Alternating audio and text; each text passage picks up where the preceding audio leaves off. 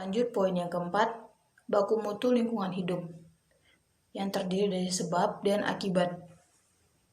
Baku mutu lingkungan hidup yang disingkat BMLH adalah ukuran batas atau kadar makhluk hidup, zat, energi, dan komponen yang ada atau harus ada dan unsur pencemar yang tegang keberadaannya dalam suatu sumber daya tertentu sebagai unsur suatu lingkungan hidup.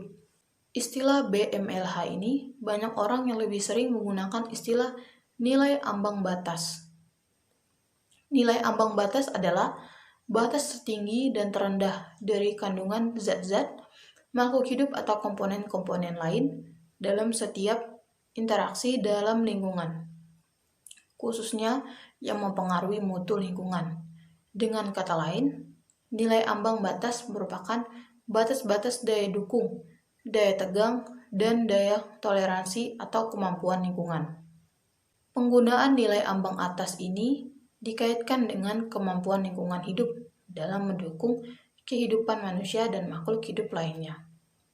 Hal ini berbeda dari BMLH yang digunakan sebagai penentu dalam menetapkan pencemaran.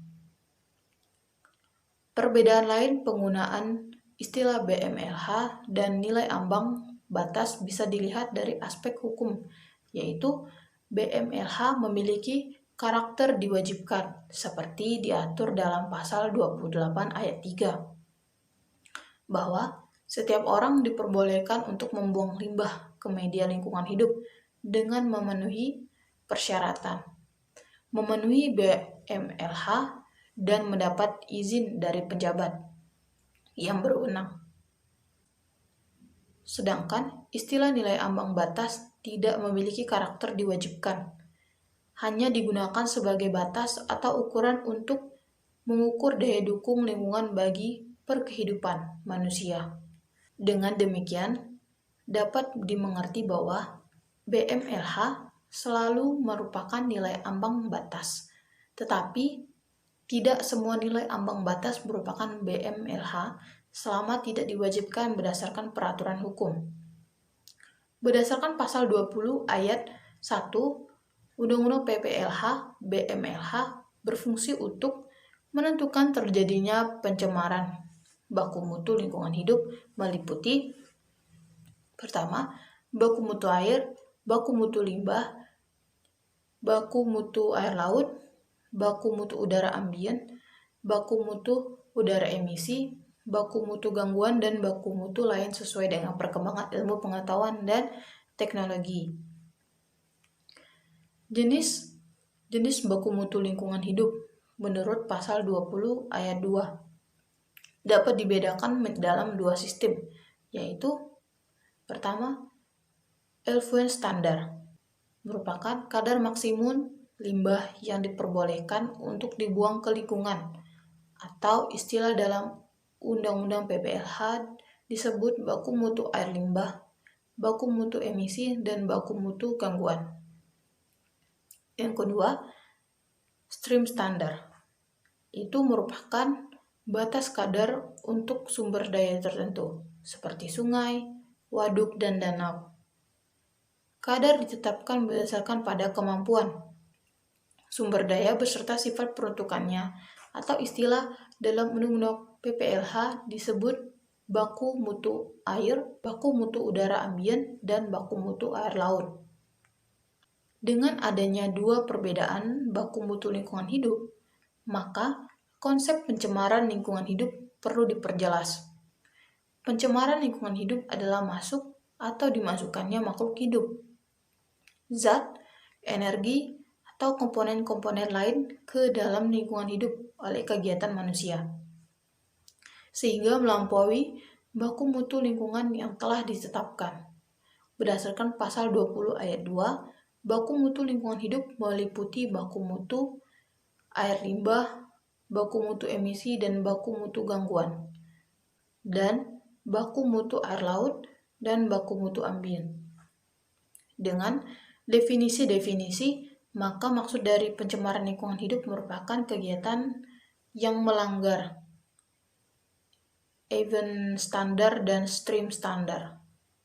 Undang-Undang PPLH mengancam pidana terhadap pelaku pencemaran, terlihat di pasal 98 dan 100 Undang-Undang PPLH. Tindak pidana ini hanya dapat dikenakan apabila sanksi administrasi telah dijatuhkan tidak dipenuhi atau pelanggaran dilakukan lebih dari satu kali. Berdasarkan muatan materi pasal 98 dan pasal 100, dapat dinyatakan bahwa sanksi pidana dalam pasal 98 lebih besar atau lebih berat dari pasal 100. Tindak pidana dalam pasal 98 merupakan suatu tindak pidana, sedangkan tindak pidana dalam pasal 100 merupakan tindak lanjut dari sanksi administratif.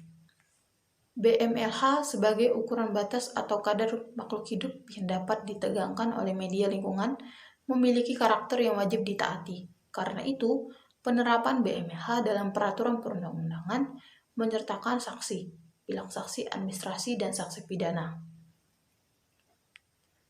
Berdasarkan Undang-Undang Nomor 12 Tahun 2011 tentang pembentukan peraturan perundang-undangan, dinyatakan bahwa ketentuan pidana hanya dimuat oleh undang-undang, peraturan daerah provinsi, dan peraturan daerah kabupaten atau kota. Diketahui, BMLH merupakan ketentuan yang berbeda sesuai dengan lingkungan, wilayah, atau waktu. Dengan demikian, ketentuan BMLH ini secara umum dituangkan dalam undang-undang dan peraturan daerah. Untuk ketentuan teknisnya, diatur dalam peraturan perundang-undangan yang bersifat pelaksana, seperti peraturan pemerintah, peraturan menteri, dan peraturan kepala daerah. Peraturan perundang-undangan yang mengatur BMLH dan penerapan sanksi-sanksinya adalah Undang-Undang Nomor 12 Tahun 2009 tentang perlindungan dan pengelolaan lingkungan hidup untuk tingkat daerah. Contohnya peraturan daerah di Jawa Timur nomor 2 tahun 2008 tentang pengelolaan kualitas air dan pengendalian pencemaran air. Dalam peraturan daerah tersebut, pasal 22 ayat 1 mengatur kewajiban untuk menaati baku mutu air limbah yang diikuti dengan pasal 31 ayat 1 tentang penerapan sanksi administrasi terhadap pelanggaran pasal 2 ayat 1 dan pasal 32 ayat 2. Penerapan sanksi pidana terhadap pelanggaran pasal 22 ayat 1. Ada beragam peraturan perundang-undangan yang mengatur ketentuan BMLH yang selalu berbeda karena disesuaikan dengan media lingkungan, wilayah, dan waktu. Peraturan perundang-undangan seputar BMLH ini yang bersifat peraturan pelaksanaan itu meliputi pertama, baku mutu air dan baku mutu air limbah.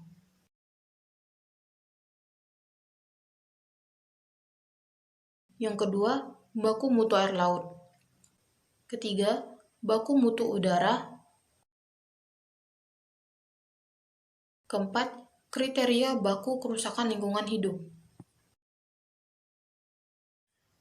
Lanjut poin yang kelima, AMDAL dan UKL atau UPL.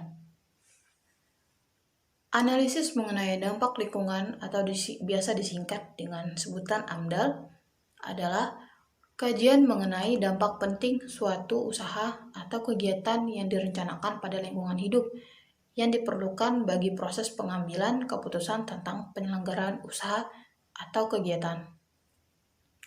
Upaya lingkungan hidup dan upaya pemantauan lingkungan yang biasa disingkat dengan UKL dan UPL adalah pengelolaan dan pemantauan terhadap suatu usaha atau kegiatan yang tidak berdampak penting terhadap lingkungan hidup yang diperlukan dalam proses pengambilan keputusan tentang penyelenggaraan usaha atau kegiatan. Dengan demikian, AMDAL dan UKL atau UPL merupakan suatu dokumen kajian lingkungan hidup atas suatu rencana kegiatan dan usaha yang digunakan sebagai syarat dalam proses pengambilan keputusan. Kewajiban bagi rencana suatu atau kegiatan yang dapat memberikan dampak penting didasarkan kriteria dampak penting sebagaimana tertuang dalam pasal 22 ayat 1 Undang-Undang PPLH. Yang diantaranya, pertama, besarnya jumlah penduduk yang terkena dampak rencana, usaha, dan atau kegiatan. Kedua, luas wilayah usaha dan atau kegiatan. 3. Intensitas berlangsung dan lamanya dampak. 4. Banyaknya komponen lingkungan hidup lain yang akan terkena dampak. 5. Sifat kumulasi dampak. 6. Berbalik atau tidak berbaliknya dampak. 7. Kriteria lain perkembangan ilmu teknologi sesuai dengan pengetahuan. Berdasarkan kriteria tersebut di atas, maka dokumen AMDAL disusun dalam beberapa dokumen yang terdiri atas kerangka acuan, rencana pengelolaan lingkungan hidup, dan rencana pemantauan lingkungan.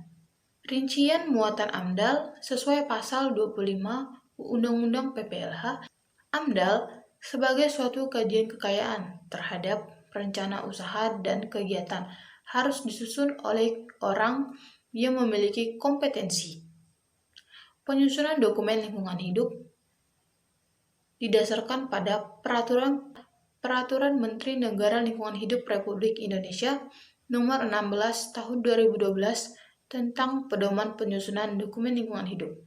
Selain itu, sebagai kajian terhadap usaha dan atau kegiatan yang berdampak penting terhadap lingkungan hidup, maka penyusunan AMDAL harus memberi ruang bagi keterlibatan masyarakat yang meliputi masyarakat yang terkena dampak, pemerhati lingkungan hidup, dan yang terpengaruh atas segala bentuk keputusan alam proses AMDAL. Keterlibatan masyarakat dalam penyusunan AMDAL dapat dilakukan melalui pengumuman rencana usaha atau kegiatan dan konsultasi publik. Usaha dan kegiatan yang berdampak besar dan penting terhadap lingkungan hidup ini dikecualikan dari kewajiban menyusun AMDAL apabila: pertama, lokasi rencana usaha dan kegiatannya berada di kawasan yang telah memiliki AMDAL kawasan. Yang kedua, lokasi rencana usaha dan kegiatan yang berada pada kabupaten atau kota yang telah memiliki rencana detail tata ruang kawasan strategis kabupaten atau kota. Dan yang ketiga, usaha dan kegiatan dilakukan dalam rangka tanggap darurat bencana.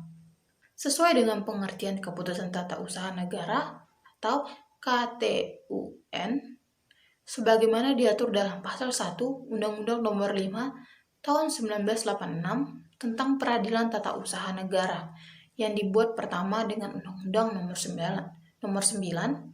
Tahun 2004 dan diubah kedua kalinya dengan Undang-Undang Nomor 51 Tahun 2019.